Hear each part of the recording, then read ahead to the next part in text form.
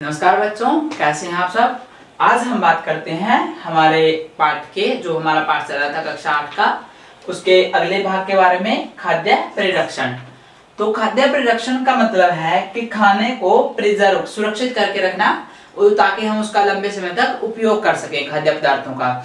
जैसे आप दूध लेके आते हो, को आप जो आपकी लेज वगैरह है उनको लेके आते हो, आप कुछ पैकेट में जो बंद होते हैं, पैकेट में बंद खाने होते हैं उनको लेकर के आते हो।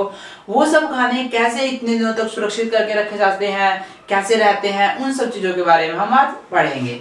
अब आप घर में देखते हो आपके अचार वगैरह होते हैं, वो भी बहुत लंबे समय तक चलते हैं, आपके 2-2, 3-3, 6-6 महीनों तक, कई बार तो साल तक चल जाते हैं। वो क्या तरीके होते हैं उनको प्रिजर्व करके सुरक्षित करके रखने के।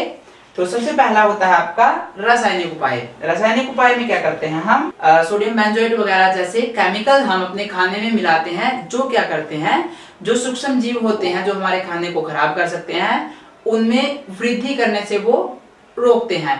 अब जो उन केमिकल्स के कारण जब सूक्ष्म जीवों की वृद्धि नहीं हो पाएगी तो वो हमारे खाने को खराब नहीं कर सकेंगे। तो ये हो गया पहला आपका, क्या हो गया, रासायनिक उपाय हो गया।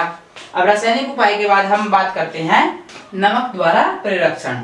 अब होता है कई बार जब ये मछली वगैरह होती है, उनको हम कैसे सुरक्षित करके रख सकते हैं। क्या किया जाता है कि उनका भंडार किया जाता है मछलियों का, और फिर क्या होता है, मछलियों का भंडार करने उनके ऊपर नमक रख दिया जाता है।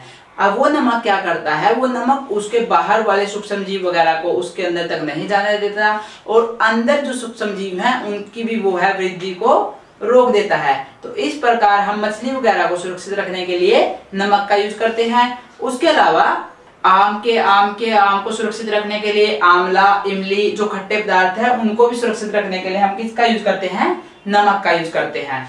अब बात करते हैं हम चीनी के बारे में।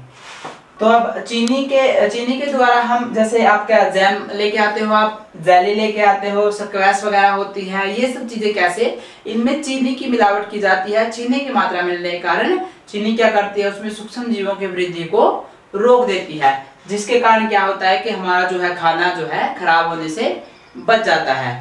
इसके अलावा तेल और सिरके का यूज किया जाता है कुछ फल सब्जियों और मछली वगैरह को सुरक्षित प्रिजर्व करके रखने के लिए, सुरक्षित रखने के लिए इनका अचार वगैरह में भी इन चीजों का यूज किया जाता है। अब एक सबसे इम्पोर्टेंट होता है, जब आप पैकिंग में दूध लेके आते हो, आपके थैलियों वाला दूध जो होता है, अब जब आप घर में दूध लेके आते हो, नॉर्मल भैंस वगैरह का जो खुला दूध होता है, उसको आपको प्रिजर्व करने के 2 तरीके होते हैं। अब या तो आप उसको उबाल करके रखो, या फिर क्या करते हैं, अब या तो आपकी मम्मी होती हैं वो रात का उबाल करके उसे रखती हैं, या फिर आपके जो है उसे फ्रिज में, रेफ्रिजरेटर में रखा जाता है, वो ठंडा रहता है।